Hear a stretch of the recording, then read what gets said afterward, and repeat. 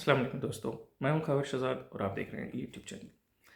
इस वीडियो का मकसद आपको रेजिडेंस परमिट के मतलब सारी इंफॉर्मेशन देना और आपको सारे प्रॉज एंड कॉन्स बताना कि कहाँ पे आपको मसाइल होते हैं, कहाँ पे प्रॉब्लम होती है, क्या कुछ उसको ओवरकम कैसे कर सकते हैं।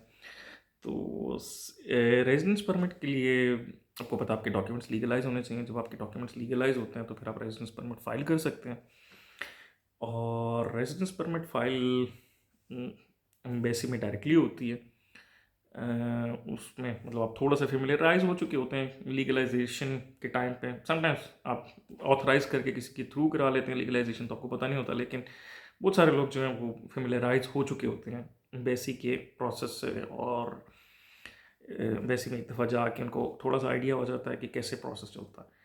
तो बाकी रेजिडेंस परमिट के लिए आपकी क्या रिक्वायरमेंट्स होती हैं? रेजिडेंस परमिट के लिए रिक्वायरमेंट्स आपकी होती हैं, एक तो रेजिडेंस परमिट फॉर्म जो कि एम्बेसी आपको खुद सेट करती है, इसमें नॉर्मली आप फिल आउट करते हैं। रेड वाइट रेड कार्ड होता है स्टार्ट में फॉर द स्टूडेंट, और वो आपको मिलता है यहाँ पे रेजिडेंस परमिट जब अप्रूव होता है। तो आप रेड वाइट रेड फॉर्म आप लेके चेक कर सकते हैं, इंटरनेट पे गूगल पे अवेलेबल है हर जगह पे।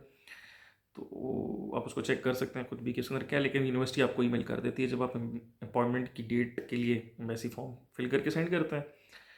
तो तब आपको वो एम्बेसी जो है वो साथ ही आपको रेजिडेंस परमिट का फॉर्म भी सेंड कर देती है कि ये फॉर्म आपको फिल करके लेके आना। इट्स क्वाइट सिंपल फॉर्म जिसमें आपको मतलब आपकी इन्फॉर्मेशन प्रोवाइड करनी होती है और थोड़ा सा फंड्स कैसे आ रहे हैं, ये वो सब कुछ, ये सब चीज़ें प्रोवाइड करनी होती हैं। और उसके अलावा आपको थोड़ा सा डाटा बैकग्राउंड अपने फादर का नेम और ये सब कुछ, मतलब it's quite a simple form. तो वो फॉर्म लेके बाकी आपकी क्या रिक्वायरमेंट्स होती हैं, आपके लीगलाइज डॉक्यूमेंट्स होते हैं। मतलब यूनिवर्सिटी ले चुकी होती है, यूनिवर्सिटी डजंट नीड देम, लेकिन फिर भी दे टेक इट। तो एक दफ़ा वो कॉपीज़ लेते हैं आपसे, उनकी भी ओरिजिनल ऑब्वियसली आप साथ लेके जाएंगे सारे डॉक्यूमेंट्स के, क्योंकि वो चेक करते हैं। और लीगलाइज डॉक्यूमेंट्स के बाद आपकी बर्थ सर्टिफिकेट, पुलिस सर्टिफिकेट का वही मामला जो मैं आपको लास्ट वीडियो में बता चुका हूँ कि वाई यू नीड टू और समथिंग। तो अगर जो भी है उसमें लेटेस्ट वाला अपना पुलिस सर्टिफिकेट का फॉर्म लेके जाएंगे। इसके अलावा आपको एडिशनल क्या चीज़ें चाहिए होती हैं? आपको चाहिए होती है जी एक आपकी वो इंश्योरेंस। इंश्योरेंस मसाइल, अब इंश्योरेंस के बारे में बहुत सारे लोग, बहुत सारे बच्चे बहुत सारे सवाल करते हैं कि जी इंश्योरेंस मैं यूरोप में ले लूँ, मैं ये कर लूँ, मैं वो कर लूँ, ऐसा समथिंग। It's quite simple. आप इंटरनेट पे कोई भी पाकिस्तानी इंश्योरेंस लेने से जी यूरोपियन ट्रैवल इंश्योरेंस देते हैं, दैट कॉस्ट यू अराउंड 10,000 से 15,000 के दरमियान for a year, that's more than enough. क्योंकि पाकिस्तानी इंश्योरेंस जस्ट अ रद्दी का पेपर, उसके बाद उसकी कोई ज़रूरत नहीं होनी। एक दफ़ा रेजिडेंस परमिट फाइल हुआ, इट्स फिनिश, उसकी कोई कोई हैसियत नहीं है यहाँ पे, कोई इसको कंसिडर नहीं करता। United, Adam ji, what's ever it is, कोई उसका रिटर्न नहीं होता। ये 10,000 सिर्फ एक पेपर का है, जो कि बाद में रेजिडेंस परमिट आपने फाइल किया, इट्स खत्म, ओवर। तो मतलब इट डजेंट मैटर, यहाँ पे आपको इंश्योरेंस अभी फ़िलहाल लेने की ज़रूरत नहीं होती ऑस्ट्रिया में। उसका मकसद ये होता है कि जब आप एक दफ़ा ऑस्ट्रिया ट्रैवल करके आके, इन एनी केस आपने यहाँ पे आके इंश्योरेंस लेनी होती है, क्योंकि इंश्योरेंस के बगैर आप यहाँ पे कुछ नहीं कर सकते। तो इंश्योरेंस यहाँ पे जब आप आ जाते हैं, वो मैं आपको फिर व्लॉग में बताऊंगा कौन सी इंश्योरेंस आपको यहाँ पे चाहिए होती है। लेकिन अभी रेजिडेंस फाइल करने के लिए उसका कोई ताल्लुक नहीं है। पाकिस्तान से आप नॉर्मल इंश्योरेंस ले लेते हैं किसी की भी, यूनाइटेड, आदम जी, बहुत सारी हैं, मतलब इंटरनेट पर सर्च करें, आजकल ऑनलाइन भी मिल जाती हैं। 6 मंथ की भी ले सकते हैं, लेकिन नॉर्मली मैं जिनका वीज़ा फाइल कराता हूँ, जो स्टूडेंट मेरे से पूछते हैं, मैं कहता हूँ आप 1 साल के ले लो, to be on a safer side. मैं 2,000 3,000 का फ़र्क होता है। तो आप इंश्योरेंस ले लेते हैं, और वो साथ आपको चाहिए होती है, प्लस एकोमोडेशन, जो कि बहुत ज़रूरी है। साथ एकोमोडेशन, अब आप ज़ाहिर है जहाँ पे आपकी यूनिवर्सिटी आप कोशिश करते हो उसके करीब करीब ले लो। तो अकोमोडेशन आपको अगर करीब मिल जाए तो वेल, इट्स वेरी गुड। लेकिन अगर आपको समटाइम्स होता है आपको दूर भी मिलती है, तो नो प्रॉब्लम, पब्लिक ट्रांसपोर्ट बहुत अच्छी है, आप आ सकते हैं, इजीली जा सकते हैं, that's no problem, no question. मेरी यूनिवर्सिटी वेल्स में थी, मतलब मैं बता चुका हूँ अपने फर्स्ट वीलॉग में, मैं फॉक्सशूले वेल्स में पढ़ा हूँ। और मेरी जो अकोमोडेशन थी वो लेंस में थी, तो मैं रोज़ सुबह लेंस टू वेल्स ट्रैवल करता था। मतलब रफली इट्स 40 मिनट्स की थी, मतलब नॉर्मल मेरे अकोमोडेशन से सेंट्रल स्टेशन जाने तक 20-25 मिनट्स लगते थे, और उसके बाद वहाँ से ट्रेन लेके डायरेक्ट यूनिवर्सिटीज़ 11 मिनट।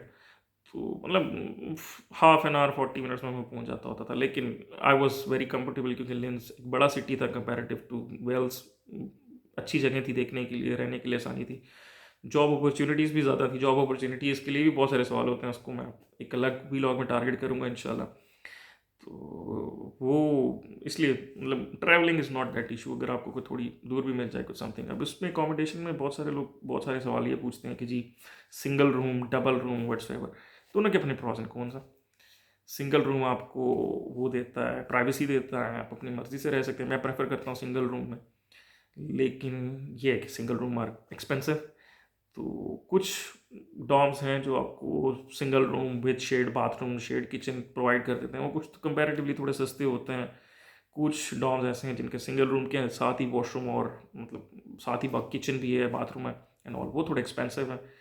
और डबल रूम को प्रॉब्लम ये है कि आपको पता नहीं है कि फिर आपके साथ जो दूसरा बंदा शेयरिंग में रह रहा है, हाउ इज़ ही, आप उनके साथ मैच करेंगे नहीं करेंगे, क्या प्रॉब्लम है, आपने जल्दी सोना है उसने लेट तक पढ़ना है, या आपने लेट तक पढ़ना है उसने जल्दी सोना है। तो आपको ये चीज़ें कॉप अप करनी पड़ती हैं फिर शेयरिंग में, जो कि समटाइम्स प्रॉब्लम होती हैं। मेरे लिए, मेरे अपने केस में ये था कि मैं फर्स्ट सेमेस्टर में रहा इन शेयरिंग रूम। मेरा एक मैक्सिकन रूममेट था और he was quite good, we had good time. उसके बाद फिर मैं थोड़ा टाइम, एक आध महीने एक और सर्बियन रूममेट के साथ रहा कुछ टाइम। वो भाई सब रात को 8 बजे सोने के आती थे, लाइट्स ऑफ एंड ऑल, सारा सारा कुछ। तो फिर पढ़ने में काफ़ी प्रॉब्लम होती थी रात के टाइम। मतलब ठीक है लैपटॉप पे यूर रीडिंग, लेकिन लाइट बंद हो, सारा कुछ साथ कोई सो रहा हो, समटाइम्स खराटे भी ले रहा हो, तो आपका भी दिल करता है कि फिर आप भी सो जाए। तो ये कुछ प्रॉब्लम्स थी शेड में। फिर उसके बाद I went to a single room, जैसे मैंने बताया कि एक सिंगल रूम था with shared bathroom and shared kitchen. मतलब बाथरूम शेड से हमारा 4 लोगों के लिए एक वॉशरूम था एंड समथिंग, तो एंड 4 लोगों के लिए एक किचन। तो that was quite a good thing, क्योंकि उस डॉम में हम काफ़ी सारे पाकिस्तानीज थे, तो हम एक अलग सी कम्युनिटी, एक अच्छा सा वहाँ पे एटमॉस्फेयर था सब। तो इन सब के अपने प्रॉज एंड कॉन्स हैं, मतलब जैसे जो आपके बजट पे फिट होता है वो देख के आप ले लें। आजकल सिंगल रूम, जो कि इन्फ्लेशन की वजह से सिंगल रूम जो हैं वो तकरीबन 350 ऑनवर्ड जा चुके हैं, और जो डबल रूम है वो 250 to 300 के दरमियान डबल रूम आ रहे हैं। तो ये जैसे आपकी रेंज है, जैसे आप समझते हैं बेहतर, और जैसे आपको लगता है कि आप कॉप इन कर सकते हैं, सिंगल चाहिए तो सिंगल, डबल चाहिए तो डबल, तो इस तरह आप ले सकते हैं अपने रूम की रिक्वायरमेंट देख के, जैसे उस तरह रूम की तरफ जा सकते हैं। अच्छा, अब इसमें एक सवाल और आता है आप सबका कि हम कहाँ पे रूम्स ढूंढें। सबसे पहले तो आप गूगल पे डॉम्स ढूंढेंगे, जिनको स्टूडेंट डॉम्स कहते हैं, स्टूडेंट डॉर्मेटरीज। वो देखें। अपनी सबसे पहली प्रेफरेंस तो हमेशा रखें आपकी यूनिवर्सिटी की। अगर कोई स्टूडेंट डॉम है तो आप सबसे पहले उसको प्रेफर दें। कंपैरेटिवली सस्ती होगी, यूनिवर्सिटी से करीब होगी, यूनिवर्सिटी के और सारे स्टूडेंट्स पास होंगे, तो वो ये एक प्लस पॉइंट होता है उसमें। फिर उसके बाद अगर वो स्टूडेंट डॉम में कुछ नहीं हो पाता तो फिर आप गूगल पे सर्च करें, और अगर आपको गूगल पे कुछ नहीं मिलती तो फिर एक उसके बाद एक वेबसाइट है जिसको बोलते हैं wellhaben.com.at, ऑस्ट्रिया। तो उस पर चेक कर लें, आपको कुछ समटाइम शेड रूम्स समटाइम्स उस पर कुछ मिल सकते हैं। मेरे जर्मन में है, लेकिन आप गूगल ट्रांसलेट में जाके वेबसाइट पर चेंज करके तो आप देख सकते हैं। तो ये कुछ होता है। अगर कुछ मेरे से हो तो मैं हेल्प कर देता हूँ कभी कभार स्टूडेंट्स की, मुझे कुछ पता है, कुछ डॉम्स के नाम, कुछ आगे पीछे किसी से बात करके कुछ कर लेते हैं। बाकी लोग जब यहाँ पे आते हैं एक दफ़ा, when they arrive they find lot of alternates. कुछ लोग और दोस्तों के साथ शेयरिंग में एक फ्लैट लेके इकट्ठे रह लेते हैं, वहाँ पे कुछ सस्ता मिल जाता है, कुछ समथिंग। तो आके you can find many alternates. लेकिन स्टार्ट में जब आप डॉम देख रहे होते हैं तो दैट इज़ क्वाइट अ अच्छी अमाउंट आपसे लेता है, क्योंकि वो अपनी सिक्योरिटी भी लेता है। फिर वो आपको बाउंड करता है कि आप 1 साल तक डॉम छोड़ें भी ना, व्हाट्सएवर, ये उनके अपने टर्म्स एंड कंडीशंस हैं। सिक्योरिटी भी वो 2 माह की सिक्योरिटी पहले लेते हैं, और मतलब व्हेन यू अराइव यू पे समटाइम्स, और समटाइम्स वो कह भी देते हैं पहले दे दो, लेकिन मोस्टली दे से कि जब आप आए तब आप आपके दे दें। तो उनकी एक नॉमिनल सी एडमिनिस्ट्रेटिव फ़ी होती है जो आप पे करते हैं स्टार्ट में, और तो ये सारा उसका प्रोसेस होता है। फ़ी स्ट्रक्चर उसका ये होता है, जैसे मैंने बताया 2 महीने की सिक्योरिटी फ़ीस है, और प्लस रेंटल जब आप स्टार्ट होते हैं तो वहाँ से आपका रेंटल स्टार्ट होता है। तो ये सब डॉक्यूमेंट्स आप जब कंबाइन कर लेते हैं, उसके बाद सबसे इंपॉर्टेंट आपकी रह जाती है फाइनेंशियल स्टेटमेंट। आजकल बच्चों बेचारों का बहुत सारे सवाल होते हैं कि जी फाइनेंशियल स्टेटमेंट और ये वो सब कुछ। फाइनेंशियल स्टेटमेंट ज़ाहिर आजकल सुनने में तो यही आ रहा है, हर बंदा एक अपनी बात कर रहा है, 25 से 30 लाख और समथिंग लाइक दैट पाकिस्तानी रुपी। तो येस इट्स राइट। आजकल जैसे महंगाई होगी, स्टूडेंट फ़ी तो आपको पता ही है, जैसे जब आप ऑफ़र लेटर लेंगे तो आपको पता चल जाएगा आपकी स्टूडेंट फ़ी कितनी होती है, 700 समथिंग यूरोज़ होती है, वो तो फिक्स है तकरीबन सबकी। मेरा बैच जो था वो लास्ट था जिसकी कोई स्टूडेंट फ़ीस नहीं थी, मैंने कोई स्टूडेंट फ़ी पे नहीं की। एक बस वो स्टूडेंट यूनियन की फ़ी होती थी, डेट वॉज 20 यूरोज़ पर semester, that was my fee total. लेकिन मेरे बैच के बाद से नेक्स्ट बैच में फ़ीस आ गई, मैं लास्ट बैच था हमारा जिसने विदाउट फ़ीस पढ़ी। और अब जो फीस है वो आपकी 700 समथिंग प्लस आपका मंथली एक्सपेंस वो काउंट करते हैं 500 to 600 यूरोज़ पर मंथ। तो रफली आपकी 25-30 लाख रुपए की स्टेटमेंट होनी चाहिए फॉर 2 years। तो उसको they consider okay strong statement है। तो ये स्टेटमेंट आपको प्रोवाइड करनी पड़ती है जैसे भी है, पैसे जमा करके या कुछ जैसे भी। पाकिस्तान में बहुत सारे ऑप्शंस भी लोगों के पास अवेलेबल हैं, मतलब कुछ लोग जो है अपना कुछ मार्जिन लेके आपकी स्टेटमेंट बनवाते हैं समथिंग लाइक दैट। वो मतलब जैसे आप अपना फाइनेंशियल मामला देख सकते हैं वैसे आपको स्टेटमेंट बनानी पड़ती है। अब उसके बाद एक लेटर जो मैं रिकमेंड करता हूँ लोगों को वो होता है फाइनेंशियल स्टेटमेंट का, क्योंकि in any case residence permit के लिए यूनिवर्सिटी आपसे फाइनेंशियल स्टेटमेंट मांगती ही मांगती है। मतलब जितने भी केसेस हैं ना जिन लड़कों ने नहीं लगवाया सबको it's not a rejection, it's an objection कि वो दे देते हैं कि आप फाइनेंशियल स्टेटमेंट अपनी सबमिट करें। Financial statement is not a bank statement. Financial statement ये होती है कि आप अपने फादर के बिहाफ पे या आप अपने बिहाफ पे एक लेटर लिखते हैं कि जी दिस मनी जो भी मेरे फाइनेंशियल सेविंग अकाउंट में है, जो भी मेरे अकाउंट में है, वो कहाँ से आई, that would be available to me in Austria. मतलब आपके फादर लिखते हैं कि जी मेरा ये बिज़नेस है या मेरी ये इनकम है, मैंने अपने बच्चे के लिए ये संभाल के रखे है, मैंने अपने बच्चे के लिए ये सब कुछ जो है वो सेव किया, सेव करके अब मैं उसको ये पैसे दे रहा हूँ ताकि वो अपनी मास्टर स्टडी कर सके। और ये पैसे जो हैं ये इस अकाउंट में है, जो भी आपके फादर का अकाउंट है या आपका अकाउंट है इस अकाउंट में, और ये इसको ऑस्ट्रिया में अवेलेबल होंगे वाया ऑनलाइन डेबिट कार्ड या जो कुछ भी है, ये आपको ऑस्ट्रिया में अवेलेबल होंगे और आप ये पैसे कंज्यूम कर सकते हो। That's it. ये 4-5 लाइनें होती हैं। और अगर आप साथ अपनी फाइनेंशियल बैंक स्टेटमेंट के साथ अपनी फाइनेंशियल स्टेटमेंट देते हैं तो आपको ऑब्जेक्शन नहीं आती, और अगर आप नहीं देते तो नहीं केस आपको देनी पड़ती है बाद में। तो इट्स जस्ट अ लेटर, आप ईमेल कर दें उनको एंड ऑल डन। इससे बड़ा कोई मामला नहीं होता, लेकिन ये है कि आपको देनी पड़ती है इन एनी केस। मैं जितने स्टूडेंट्स के फाइल करता हूँ मैं उनको साथ फाइनेंशियल स्टेटमेंट ज़रूर लगवा देता हूँ। आप लगा दें तो अच्छी बात है, आपका टाइम बच जाता है जो कम्युनिकेशन में लेटर के आने जाने में और फिर वो चेक करने में, वो टाइम आपका बच जाता है सारे केस में। तो ये सब चक्कर होता है। अब दूसरा क्वेश्चन एक और होता है स्टेटमेंट के लिए कि जी स्टेटमेंट फादर की हो, स्टेटमेंट हमारी हो, स्टेटमेंट अंकल की हो या किसी की हो, स्टेटमेंट जब तक आपकी या आपके फादर की इट्स नो प्रॉब्लम। आपके किसी भी ब्लड रिलेशन की हो जिसको आप फाइनेंशियली जो ये लेटर दे दे कि जी मैंने ये पैसे इस तरह कमाए और ये इस बच्चे के लिए मैंने रखे और ये इसको अवेलेबल होंगे, ख़त्म। They have no concern. आपका भाई हो सकता है, ही इज़ डूइंग जॉब। आपकी मदर अगर कुछ फाइनेंशियली आपको प्रोवाइड कर रही है तो आपकी मदर हो सकती हैं। फादर हो तो उसमें भी कोई प्रॉब्लम नहीं, आपकी अपनी हो कोई मसला नहीं, ये सब चल जाती हैं। हाँ अंकल आंटी कुछ बच्चे इस किस्म के सवाल करते हैं जी मेरे अंकल की स्टेटमेंट ये वो, that is a problematic area क्योंकि वो आपकी ब्लड रिलेशन नहीं होते। तो उसको फिर आपको एक्सप्लेन करने के लिए, उनको मतलब जस्टिफाई करने के लिए आपको बहुत सारी चीज़ें प्रोवाइड करनी पड़ती हैं कि क्यों आपको अंकल दे रहे हैं, अंकल का आपसे रिलेशन क्या है, क्यों अंकल जो है आपको मदद करना चाह रहे हैं, आगे कितनी करते रहेंगे, उनका अपना बिजनेस क्या है, उनके अपने बच्चे क्या हैं, क्यों उनको क्यों नहीं कर रहे, आपको क्यों कर रहे हैं, ये बहुत सारी प्रॉब्लम्स हो जाती हैं। क्योंकि ब्लड लाइन में अगर आपकी है स्टेटमेंट तो इट्स नो इशू।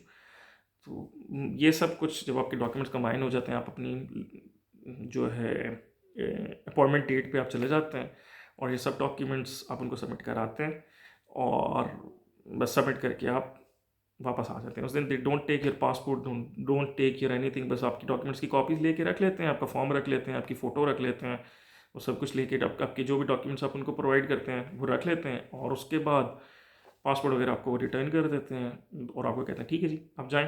और फिर एक लंबी दौड़ शुरू हो जाती है दोबारा रेजिडेंस परमिट के अप्रूवल के। वो सारे डॉक्यूमेंट्स आपकी सिटी जहाँ पे आपकी अकोमोडेशन होती है, मतलब लेट सपोज अगर आप साल्सबर्ग की अकोमोडेशन लेंगे तो आपकी डॉक्यूमेंट सारे मजिस्ट्रेट साल्सबर्ग के पास आएंगे। मजिस्ट्रेट साल्सबर्ग जो है वो आपका डिसीजन करेगा। इस तरह जहाँ पे आपकी अकोमोडेशन है, वियना में है तो वियना वाले करेंगे, और लेंस है तो लेंस वाले करेंगे। जो भी सिटी का मजिस्ट्रेट होगा वो आपके रेजिडेंस परमिट की एप्लीकेशन पे काम करेगा। तो ये रेजिडेंस परमिट की एप्लीकेशन का जो प्रोसेस है it last 2 months, 2.5 months, 3 months, depending आगे कितना बर्डन है और प्लस डिपेंडिंग कि आपकी क्लासेस स्टार्ट होने में कितना टाइम है। समटाइम्स इसके अकॉर्डिंग भी वो कुछ ऐसे डील करते हैं कि बच्चा जो है टाइमली मैनर में पहुंच जाए। तो ये सारा प्रोसेस होता है रेजिडेंस परमिट का। आप सबमिट करा देते हैं और फिर आप तैयारी करते हैं आपका रेजिडेंस परमिट के अप्रूवल आ जाए और फिर आप आगे वीज़ा डी की तरफ जाएं। रेजिडेंस परमिट की अप्रूवल वही मैंने आपको बता दिया, 2 से ढाई महीने 3 महीने भी कुछ केसेस में आ जाती है। और जब इसकी अप्रूवल आती है तो you just receive an email कि जी आपकी रेजिडेंस परमिट जो है अप्रूव हो गया है, या कोई ऑब्जेक्शन है तो समटाइम्स वो कहते हैं एम्बेसी से आके कलेक्ट कर लें, समटाइम्स जो है मैजिस्ट्रेट डायरेक्ट आपको भी ईमेल कर देता है। मतलब अगर एम्बेसी के पास जाएँ तो वो फिर और टाइम कंज्यूमिंग है, मतलब आप लेटर लेते हैं, फिर आप उस पर काम करते हैं, फिर सबमिट करते हैं। समटाइम्स मैजिस्ट्रेट आपको डायरेक्ट ईमेल कर देता है कि यार ये लेटर मिसिंग है, अगर आप मुझे प्रोवाइड कर दो डायरेक्टली, तो आप डायरेक्टली मैजिस्ट्रेट को वापस भेज दो लेटर स्कैन करके, और समथिंग व्हाट्सएप फाइनेंशियल हो या जो भी डॉक्यूमेंट्स उसने मांगे आप उसको स्कैन करके भेज दो, तो ठीक है, वो प्रोसेस में इंक्लूड कर लेता है और अप्रूवल जो है फिर आपका एम्बेसी को देता है। अप्रूवल की ईमेल आपको सिर्फ एम्बेसी के थ्रू ही आएगी, वो आपको मैजिस्ट्रेट नहीं कर सकता, ना मैजिस्ट्रेट करेगा। वो हाँ इतना बता सकता है कि मैंने आपका अप्रूवल कर केस करके एम्बेसी में भेज दिया, लेकिन आपको ईमेल एम्बेसी से आएगी, क्योंकि उस ईमेल में साथ एम्बेसी कहती है कि जी आप वीज़ा डी की एप्लीकेशन प्रिपेयर करें, या वीज़ा डी की अपॉइंटमेंट लें, या वीज़ा डी के लिए आप एप्लीकेशन फाइल करें। तो उस केस में फिर आपको वीज़ा डी की प्रिपरेशन करनी होती है। समटाइम्स मोस्टली केसेस में वैसे खुद ही कह देती कि आप फलानी डेट को आके अपना वीज़ा डी फाइल कर लें, या आप एक ईमेल करते हैं तो अपॉइंटमेंट के लिए, तो फिर आपको अपॉइंटमेंट दे देते हैं वीज़ा डी के लिए। समटाइम्स देते हैं अपॉइंटमेंट ही आजकल मोस्टली केसेस में, और अपॉइंटमेंट वो फिर महीना डेट, समटाइम्स 2 महीने, समटाइम्स फ़ौरन आ जाती है अपॉइंटमेंट, डिपेंडिंग कि आपकी क्या पोजीशन है। अगर आप एम्बेसी से रिक्वेस्ट करो तो आपको जल्दी भी दे देते हैं, इतने भी जालिम नहीं है जितने कुछ लोग पोर्ट्रे करते हैं उनको। जालिम तो हैं लेकिन इतने नहीं हैं तो मतलब कर देते हैं, समटाइम्स जल्दी भी काम कर देते हैं आपका, तो रिक्वेस्ट कर लो या समथिंग। तो इस तरह फिर आपकी वीज़ा डी की प्रोसेस स्टार्ट हो जाता है। तो रेजिडेंस परमिट के अप्रूवल के बाद फिर आप वीज़ा डी पे चले जाते हैं। तो आपकी कुछ और क्वेश्चंस हों तो प्लीज़ कमेंट्स में मुझे बताएं, या बिल्कुल मेरे फेसबुक पेज पे डायरेक्टली मुझसे रब्ता कर लें। मैं आपको वीडियो में या जैसे भी हुआ मैं आपको उन क्वेश्चंस का आंसर भी दे दूंगा। तो नेक्स्ट वीडियो में इंशाल्लाह आपको बताऊंगा वीज़ा डी का प्रोसेस, उसके लिए क्या करना होता है, और बाकी सारे मामला क्या के बाकी मामला यहाँ पे आके कैसे मैनेज करना है, ये वो सब वो बातें फिर आगे आपको नेक्स्ट वीडियो में बताऊँगा। तो thank you so much for watching. अगर आपको मेरा ये चैनल और वीडियो अच्छी लगी तो प्लीज़ उसको सब्सक्राइब करें, शेयर करें और लाइक भी करें, और ज़रूर अपने कमेंट्स भी दें ताकि मैं कुछ बेहतरी भी कर सकूं और आपकी क्वेरीज को आंसर भी कर सकूं। Thank you so much for watching. अल्लाह हाफिज़।